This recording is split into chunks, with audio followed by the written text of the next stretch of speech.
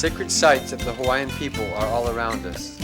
The Aina itself, the land and the sea, and all living thing are of course sacred to a people whose physical and spiritual relationship to the natural landscape is so intertwined.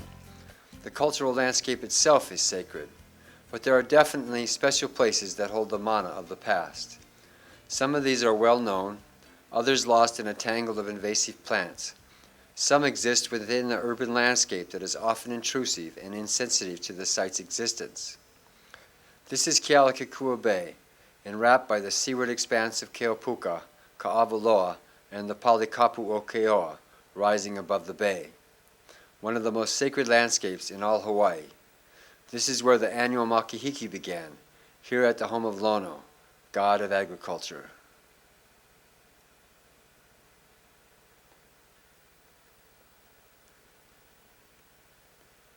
Pu'uonua o Honanao, the place of refuge. In ancient Hawaiian society, those who broke the law could seek refuge at a pu'uonua as long as they could reach it before being captured.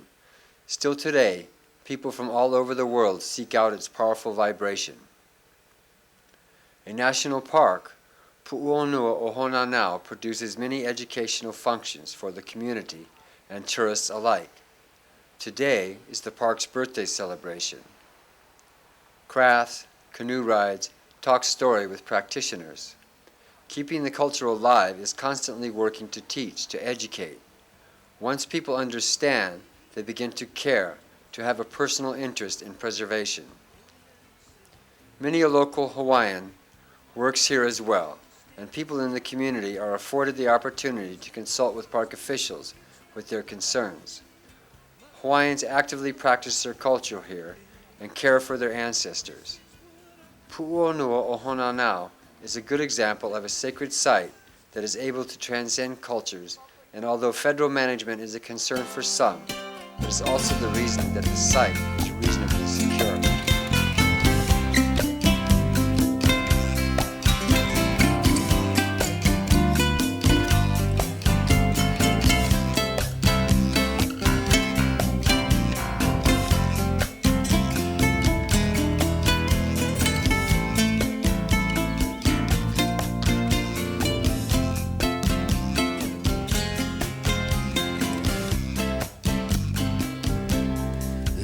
Living in paradise, I know it sounds so nice. A cuckoo palm and banana trees, hula ladies in the evening breeze. Hidden in the brush is the Kahalu Historical District, also the alignment for the proposed Ali'i Highway. If developed, the highway will directly impact over 1,000 sites. Often these kinds of lands are described by newcomers as barren lava lands. Few ever venture into the tangle of weeds, kiave, halikoa, and lantana to experience the astounding cultural landscape that is still preserved. Hidden from easy view, but it is there. So far. This is the Likelike battlefield in Keauhou, one of the most important sites in Kona. After the death of Kamehameha I in 1819, the influence of Europeans led to doubts about the ancient religion. This led the regent, Ka'ahumanu, and Liholiho to abandon the old ways in favor of Christianity. Traditionalists led by Kekua o Kalani, custodian of the war god under the old ways, met the forces of the regent here under the leadership of Kalani Moku in the Battle of Kuumo'o, one of the defining moments in Hawaiian history. Both sides had firearms provided by the English. It is said that an English warship sat offshore, lobbing cannonballs at the traditionalist forces, turning the tide. The result was a departure from the old ways, the lifting of the kapu system, and the embracement of Christianity by the ruling clans. Even in a setting so tranquil, modern culture closes in.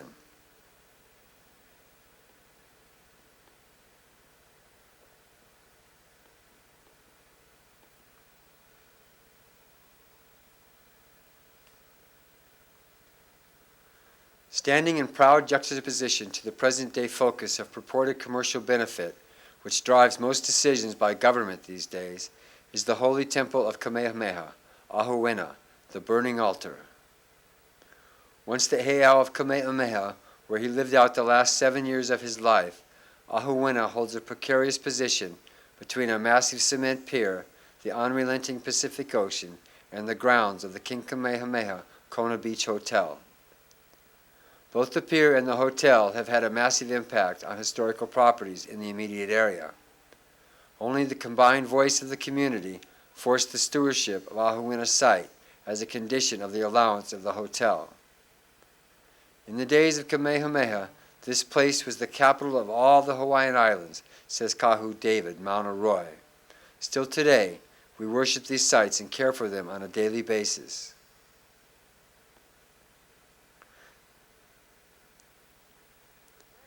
Application of the core values of Hawaiian society throughout our relations with others will bring forth a shining example of what a community stands together can do. We would hope that the energy of Kailua Village of tomorrow is one that exemplifies one of the core teachings of Umi Aliloa himself. Every man, woman, and child has a purpose to the society.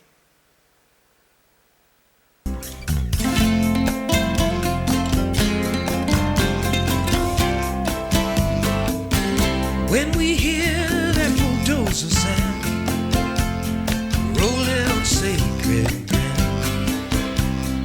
we got to stand and fight, 'cause in our hearts we know it's not right. Malamokono aloha e. This is what our kahuna say. Let them help us to live this way here in our paradise.